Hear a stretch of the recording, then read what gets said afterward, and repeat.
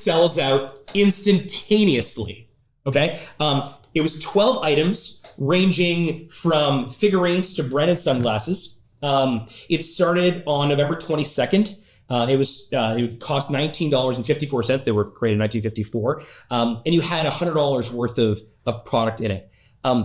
It was unbelievable. It sold it immediately. The reason this is so interesting is because McDonald's doesn't do things like none of the competitions do anything like this, but they were able to create these things that actually are collectibles. It's not for people that like the burgers there. It's for people that like pop culture, right? And they expanded their brand well beyond that. But it was this, like, the thing about advent calendars, even though they're as old as time, is it's a consistent reminder about the brand.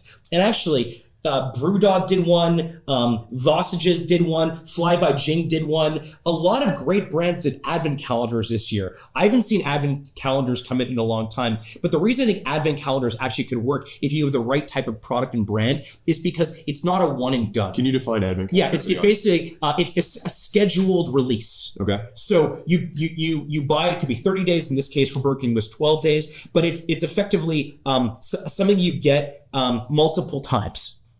Okay. And it could be delivered to you all at once, or you actually can get it every couple of days for a period of time. So you buy it once. Now there's an element of surprise. There's an element of discovery and mystery about these advent calendars. You don't always know what you're getting. And it worked really well. One of them, so Fly by Jing, which is a sort of a sauce company, a very popular sauce company. I don't know if you can pull up Fly by Jing. They're really fascinating. If you can find it, it's worthwhile. And while they pull it up, this is also the same like Easter egg energy vibe from Jim Park. It's the same idea. So look at this. And these are all cheap things. This is their advent calendar. It's beautiful. But here's the thing. They're testing sauces here for 2025. This is entirely, it's a cool product. They made money with it, but it's also a test of what they should make next year. Yeah. So one of their sauces, I'm going to pronounce this wrong, but it's not Szechuan, but Sichuan sauce.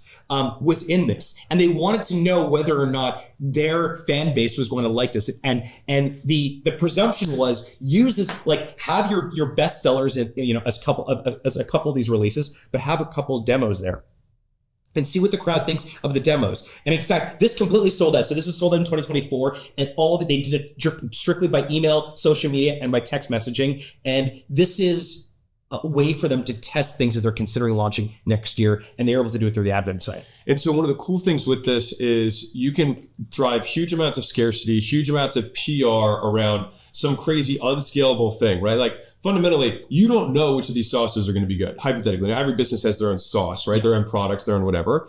And so for them, they get to say, okay, well, we don't want everyone to try all of them because some of these might suck, right? And so, but they get their hardcore fans with lots of scarcity, lots of urgency, tons of earned media that comes as a result of that. And then the big cookie for them is like, not only do they get all that stuff, they get the data. That's right. Now let's go back for a second to Burger King, because the other thing that Burger King did is Burger King typically has, their total addressable market it's large, but it's fairly shallow. Okay.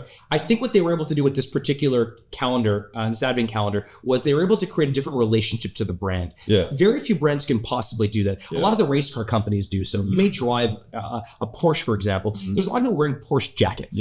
Not my style. Sure. I really like that stuff. But now they're able to, like, you only may drive that car once, and a lot of people can't afford the Porsche. Yeah. But a lot of people that cannot afford a Porsche are walking around in Porsche merchandise. Right. Or Ferrari. Ferrari is probably even a greater example of that. So that's kind of what Burger King did. They're like, look, the transaction is typically you buy a burger or fries for us, but now actually we're going to create limited edition product that is going to be super cool. Yeah. And I think that they created a new type of relationship with